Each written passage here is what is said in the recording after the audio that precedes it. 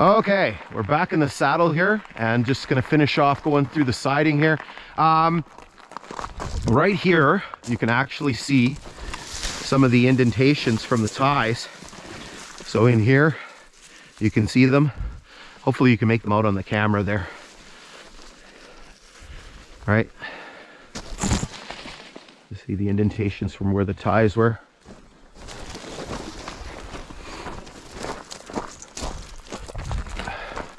So what we're going to do is we're going to just get through the siding here, and then we're going to go to a hydro cut, and that'll be the end of our journey. So here is the location of where Hogarth Station is supposed to be. And again, we'll take a look and see if we see anything. There is an open area here, so this could have very well been a location of a section house. Some of the section houses had concrete foundations. If it was a wood frame one, likely there's going to be nothing left of it.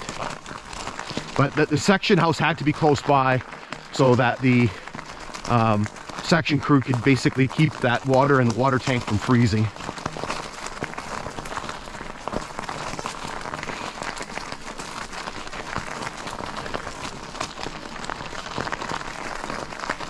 Again, just going through an area full of tamaracks here. You can see all the indentations from the ties over there.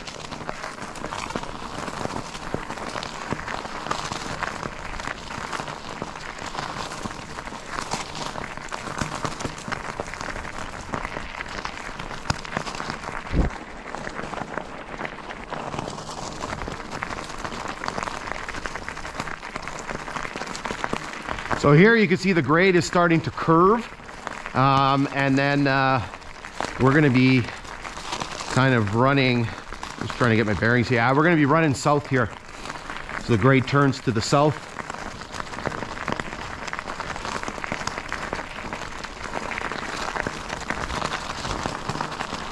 Again, the siding continues. All the indentations from the ties still there.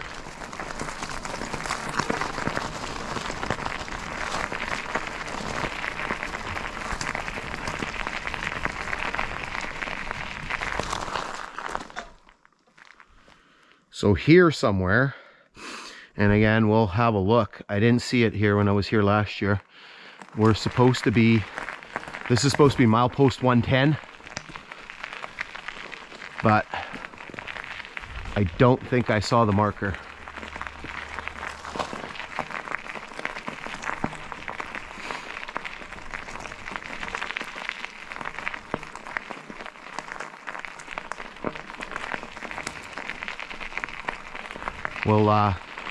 We'll have a look on the way back and see if it's on the ground or something. I have a feeling it's just gone completely.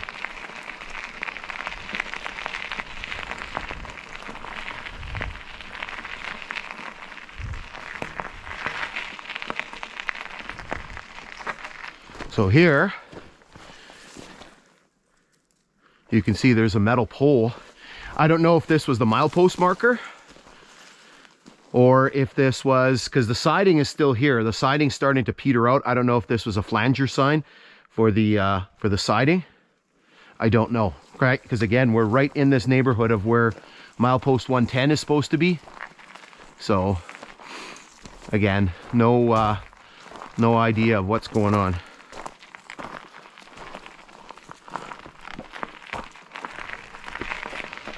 All right, let's resume the siding here. I think it's still there. I think the siding,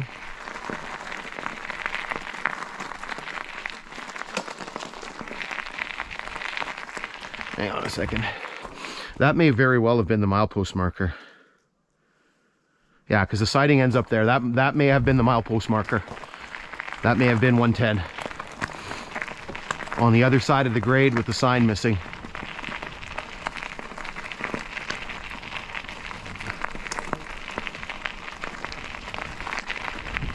All right, I'm just going to zip you ahead a little bit here till we get to the end of the siding.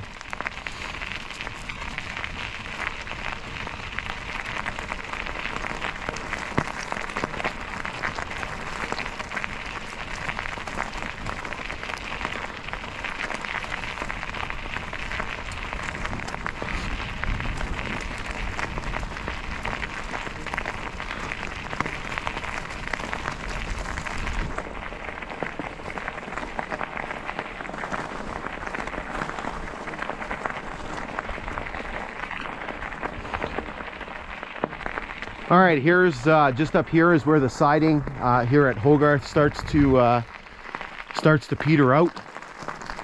Just keep our eyes open, see if we see a flanger sign or something.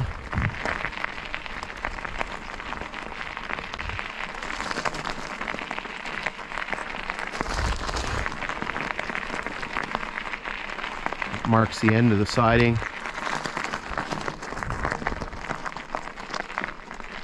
We were here last year and I looked and I didn't see anything.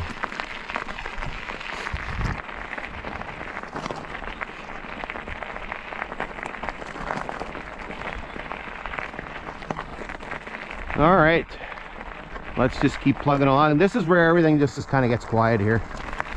Our end of our hike's coming up pretty soon. There should be a power cut coming up just ahead.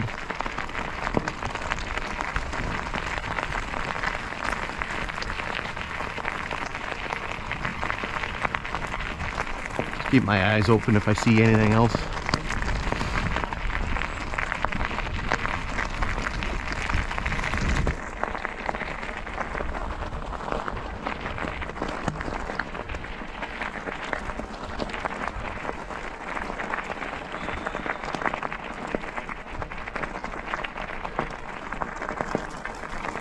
See if maybe there's a telegraph pole or something.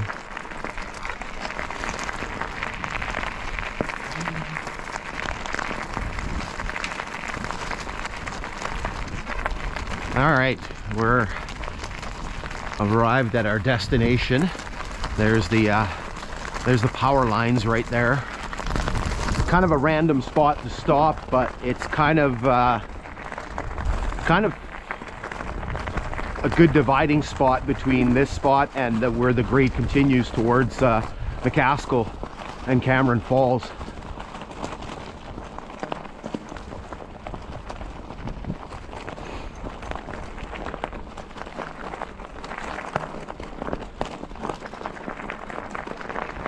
Okay, so that is it for today.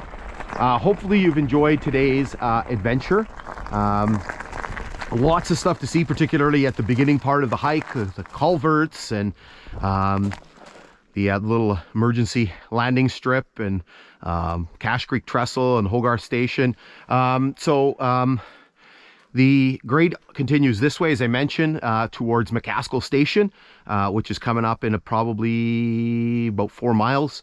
We've already done this section before, but we will be redoing this section probably in a couple of weeks. Fingers crossed if the weather holds. So again, hopefully you've enjoyed everything that we've seen, and we'll be back just as soon as we can with more adventures.